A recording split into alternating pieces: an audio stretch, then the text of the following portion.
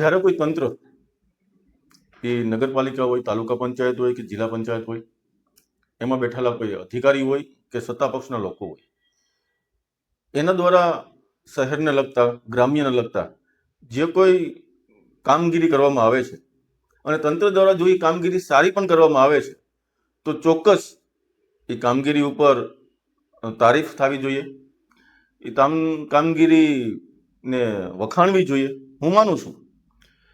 પણ હું આજે એ વિષય ઉપર એટલા માટે બોલું છું કે સૌથી પહેલા આપણે એક આ પોસ્ટ આ જોઈએ.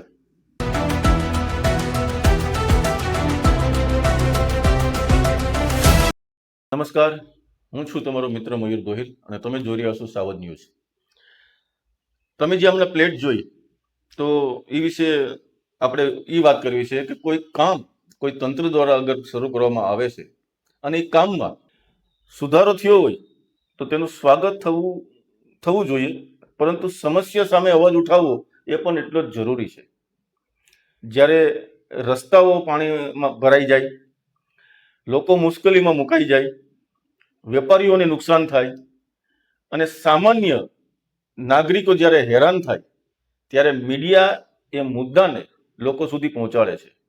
એ કોઈ નેગેટિવિટી ફેલાવવાનો પ્રયાસ નથી કરતા, પરંતુ જવાબદાર તંત્ર અને અધિકારીઓનું ધ્યાન દોરવાની પોતાની ફરજ એક અદા કરે છે.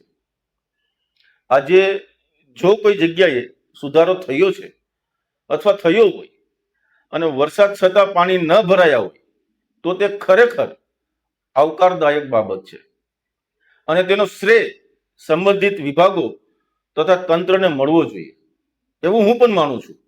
પરંતુ એક વાત યાદ રાખવી જરૂરી છે કે લોકોને સારી સુવિધા આપવી, સારી રસ્તાની વ્યવસ્થા કરવી, પાણી ભરાવાની સમસ્યાનો ઉકેલ લાવવો અને મૂળભૂત સુવિધાઓ ઉપલબ્ધ કરાવવી એ કોઈ ઉપકાર નથી, પરંતુ સત્તા પક્ષ અને સરકારની પ્રાથમિક જવાબદારી છે, તેમની ફરજ છે.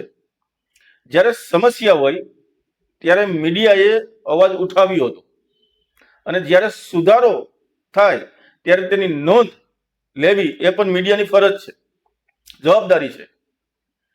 મીડિયા નેગેટિવિટી નથી ફેલાવતી.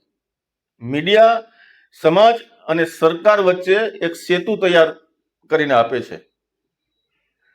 બંને પરસ્પર કામ કરે છે, કારણ કે સમસ્યા બતાવવી એ વિરોધ નથી, ખામીઓ તરફ ધ્યાન દોરવું એ નકારાત્મકતા નથી અને વિકાસની પ્રશંસા કરવી એ પણ એક મીડિયાની ફરજ છે. પણ જ્યારે લોકશાહીમાં પ્રશ્ન પૂછવા, જવાબદારી નક્કી કરવા અને સુધારાને આવકારવાની ત્રણેય બાબતો સાથે મીડિયા ચાલે છે. જ્યાં પ્રશ્નો પૂછાય છે ત્યાં સુધારા થાય છે અને જ્યાં સુધારા થાય છે ત્યાં તેની પ્રશંસા પણ થવી જોઈએ. હું પણ એવું માનું છું. ઘણા સમયથી મતલબ અંડરબ્રિજનું જે કામગીરી ચાલતી હતી એના આશરે 4 થી 5 વર્ષ એ કામગીરી ચાલી, તો એ તરફના જે લોકો હતા એની કેટલી બધી મુશ્કેલીઓનો સામનો જ્યારે કર્યો હતો એ લોકોને ખબર પડી. આ વર્ષે ચોમાસું શરૂ થતા જ ઘણો બધો સારો વરસાદ પડ્યો છે. ઘણી જગ્યાએ બીજી અલગ અલગ જગ્યાએ પાણી ભરાવાની સમસ્યા પણ સામે આવી છે અને ભરાણા પણ છે. તંત્ર અથવા નગરપાલિકાની ટીમ દ્વારા એ સમસ્યા સુધી પહોંચ્યા પણ છે. પણ આ બધું પ્રી મોન્સૂન કામગીરીમાં પણ થવું હતું અથવા થવું જોઈએ હતું, જે પ્રી મોન્સૂન કામગીરીમાં થયું નથી. ત્યારે તમારે અત્યારે જેસીબી લઈ અને પાણીનો નિકાલ કરવા માટે જેસીબી લઈને ત્યાં જવું પડે છે. બીજી તરફ કે અંડરબ્રિજ જ્યારે બની ગયું, ખુશીની વાત છે કે આ વખતે અંડરબ્રિજમાં પાણી નથી ભરાણું, પણ 1 વીક પહેલા જે તમે પાણી ભરવાની જે સમસ્યા થતી હતી એ 10 દિવસ 1 વીક પહેલા જે કામગીરી ચાલુ હતી એની હિસાબે પાણી અત્યારે નથી ભરાણું. પણ તમે હજી 4-5 દિવસ પહેલા એ જગ્યા ઉપર જે આરસીસી જે રોડ કરેલો છે ને એ ત્યાં જોઈને જરા નજર તો નાખજો કે રોડ અત્યારે છે કે નથી, કે વરસાદની પાણીમાં ધોવાઈ ગયો. તો આ બધું બતાવવું સત્તા પક્ષમાં બેઠેલા લોકોનું હોય, ડિપાર્ટમેન્ટના રિગાર્ડિંગ કોઈ અધિકારીઓ હોય, એને અમે આ લોકોના પ્રશ્નો અથવા આ બધી વસ્તુઓ એક મીડિયા તરીકે એ લોકો સુધી નહીં પહોંચાડીએ તો કોણ પહોંચાડશે? બ્રિજની પેલી બાજુ, અંડરબ્રિજની પેલી બાજુ વાલ્મીકી સમાજના ભાઈઓ રહે છે, જે સાવ વડીને રહી છે. તો બ્રિજ બનવાની સાથે ત્યાં જઈને જરાક ચક્કર તો ત્યાં પણ મારો. તમે દરેક બીજા વોર્ડમાં જાઓ છો તો વાલ્મીકી સમાજના જે આવાસ છે, જે ત્યાં લોકો રહે છે, તમારા જ કર્મચારી છે ને, તો ત્યાં જઈને તમને પૂછો તો કરી કે તેના ઘરોમાં પાણી ભરાવાની કેટલી સમસ્યા છે, પાણી નિકાલની કોઈ બીજો કોઈ રસ્તો છે કે નહીં. અંડરબ્રિજમાં આખરે પાણી ભરાવાનું નથી, બહુ સારી વાત છે, પણ બીજી બધી સમસ્યાનું શું?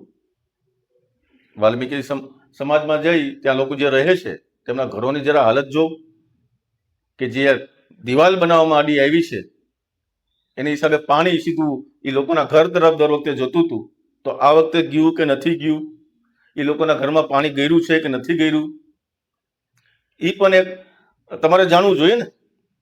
બાકી દરેક વખતે કોઈ અગર મુદ્દો, કોઈ પ્રશ્ન જ્યારે મીડિયા લોકો સમક્ષ મૂકે છે અથવા અધિકારીઓ અથવા સત્તા પક્ષ સામે મૂકે છે, તો એનો મતલબ એ નથી કે મીડિયા માત્ર નેગેટિવિટી જ ચલાવે છે. મીડિયાનો સાચો ધ્યેય કે જે ઘટના બની છે, કે જે વસ્તુ નિર્માણ પામી છે, એ વસ્તુમાં શું ખામી છે અથવા એ વસ્તુમાં શું થવું જોઈએ હતું, એ અધિકારીઓ અથવા સત્તા પક્ષ સુધી પહોંચે, એ જ મીડિયાનો હેતુ હોય છે. મીડિયા ખાલી વાહવાહી લેવા માટે કે લાઇક વધારવા માટે કે વ્યૂ વધારવા માટે કોઈ સ્ટોરી નથી બનાવતી, પણ મીડિયા સ્ટોરી એટલા માટે બનાવે છે કે જે વાત કહેવાની છે એ વાત અધિકારીઓ, સત્તા પક્ષ અને લોકો સુધી પહોંચી શકે. નમસ્કાર. હંમેશા આવી જ રીતે પ્રેમ અને સપોર્ટ કરતા રહેજો. તમારા કોઈ પણ પ્રશ્ન હોય, કોઈ પણ તમારી પાસે વાત હોય, કોઈ એવો વિડીયો હોય, તો સાવધ ન્યૂઝના આ નંબર ઉપર જરૂર અમને મોકલશો. ચોમાસાની સિઝન છે, વરસાદનું પાણી ક્યાં ક્યાં ભરાણું છે, તમારા ગામડામાં, તમારા વિસ્તારમાં કેવો વરસાદ છે, એની પણ વિગત અમને જરૂર મોકલજો. બાકી સાવધ ન્યૂઝને હંમેશા લાઈક, સબસ્ક્રાઇબ અને ફોલો કરવાનું ભૂલતા નહીં. નમસ્કાર.